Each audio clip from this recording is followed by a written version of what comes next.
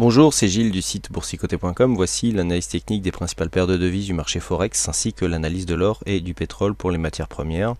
Nous sommes aujourd'hui le mardi 12 mars 2013. Et toujours le statu quo sur la paire de devises euro-dollar, puisqu'après des contacts appuyés ici sur cette zone des 1,2970, eh bien les cours sont en train de se stabiliser sous la résistance majeure ici des 1,3076. Pour l'instant, donc, on est sur une sortie dynamique, puisque nous avons cassé ici cette résistance directe qui était à l'intérieur d'un trend baissier ici de tendance moyen terme. Mais pour autant, nous n'avons pas pour l'instant de rebond technique tel qu'il était attendu. Alors on y a cru un moment là sur cette bougie, puisqu'on a commencé à venir ici attaquer la zone des 1,3075. On n'a pas cassé donc les 1,3076, il s'en est fallu de peu, un peu plus d'un pips près. Et donc pour l'instant, on reste ici dans cette phase d'évolution horizontale qui fait suite à une sortie de dynamique baissière. Donc pour l'instant, les points de signal sont assez simples. Il faudrait casser 1,2955 à la baisse pour marquer une continuité baissière donc sur la tendance court terme et casser à la hausse 1,3135 pour venir confirmer ici l'apparition d'un rebond technique qui pourrait déboucher ici sur le test de cette résistance baissière de tendance donc du trend baissier court moyen terme, donc en rouge avec ici le support et la résistance. Sur le câble, donc la paire livre sterling contre dollar américain, si j'ose dire, on continue dans la continuité puisque la paire de devises ici, livre sterling contre dollar américain, n'arrête pas de baisser. On est venu casser, donc confirmer la cassure aujourd'hui des 1,4907, puisqu'après une cassure qui s'est faite pourtant en douceur hier, eh bien on est venu confirmer cette zone comme zone de résistance ici, comme le montrent ces bougies.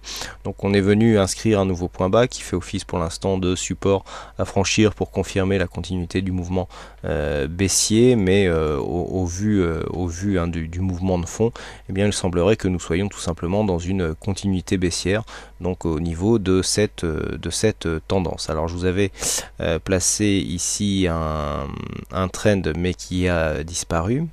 Voilà, qui est rectifié. Donc on voit bien que la continuité ici du mouvement se fait à l'intérieur de ce trend délimité par la zone haute, donc par cette résistance rouge. Et donc on voit ici une continuité du mouvement qui se fait. On a des bandes de Bollinger qui commencerait à tendre vers une sortie ici de ce trend, mais rien n'est fait encore. On n'a pas de réel mouvement, donc pour l'instant on continue ici à inscrire des nouveaux plus bas et à ne pas casser les récents points hauts. Donc continuité baissière sur cette paire de devises livre sterling contre dollar américain. Nous continuons avec la paire de devises dollar-yen, donc le dollar-yen qui continue à monter. On est ici sur une phase haussière qui a pris ici qui a pris ses débuts là sur cette zone de point bas aux alentours des 91,40. On a cassé sur la dynamique ici la zone des 94 pour venir marquer un point haut donc hier dans la soirée à 96,27. Donc pour l'instant les cours sont en phase de stabilisation. On est entre cette zone des 95,67 et 96,71. Donc pour l'instant les cours oscillent ici au sein de cette zone. On a cassé un petit peu la dynamique directe, c'est bien visible ici. Nous avions un signal de retournement ici et de consolidation sur le MACD, donc on voit que ce mouvement ici est en fait une rupture de dynamique avec phase de consolidation horizontale. Donc pour l'instant la tendance n'est pas du tout remise en cause.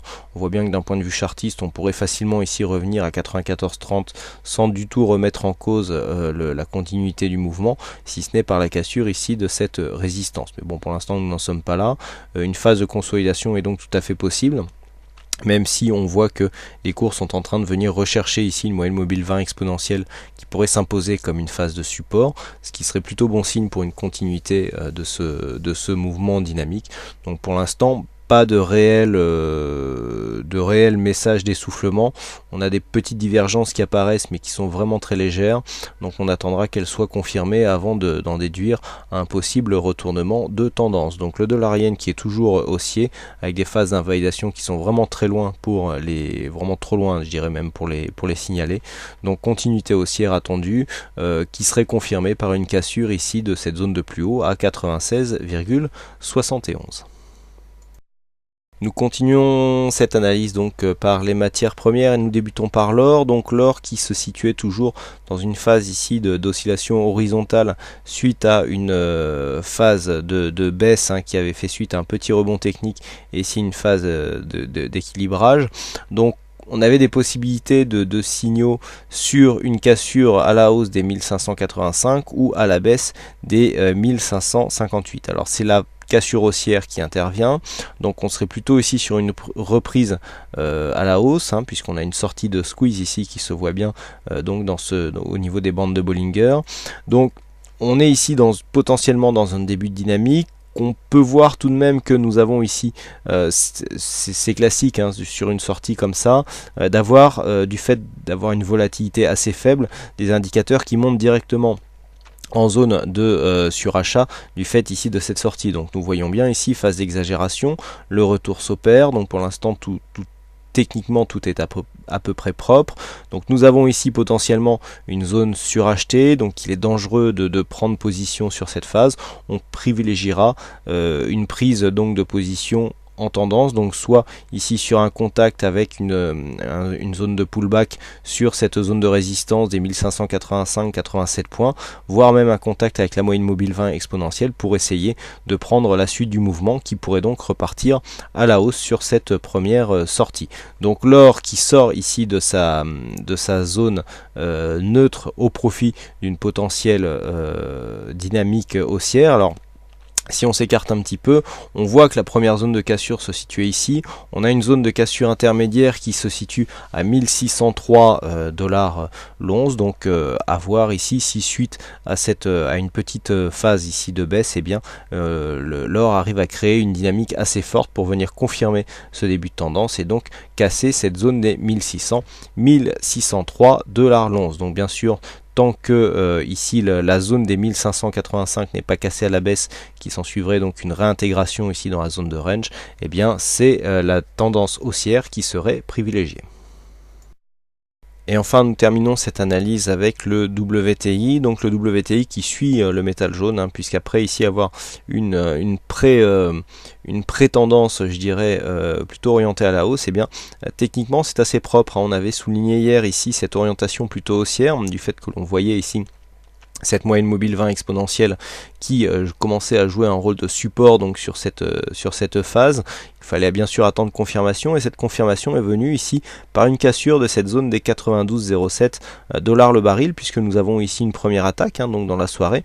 On est revenu ici chercher cette moyenne mobile 20 exponentielle et ensuite pof, on crée une dynamique ici sur la cassure de cette zone de résistance. Donc là techniquement c'est assez propre, un peu comme pour l'or, on a une montée des indicateurs qui se fait très rapidement. On était en phase de volatilité relativement faible, donc le temps que les indicateurs qui ont toujours, je dirais, un train de retard s'adaptent à ce brusque surplus de volatilité. Nous sommes donc en phase de surachat, petite phase d'exagération ici qui est en train d'être reprise.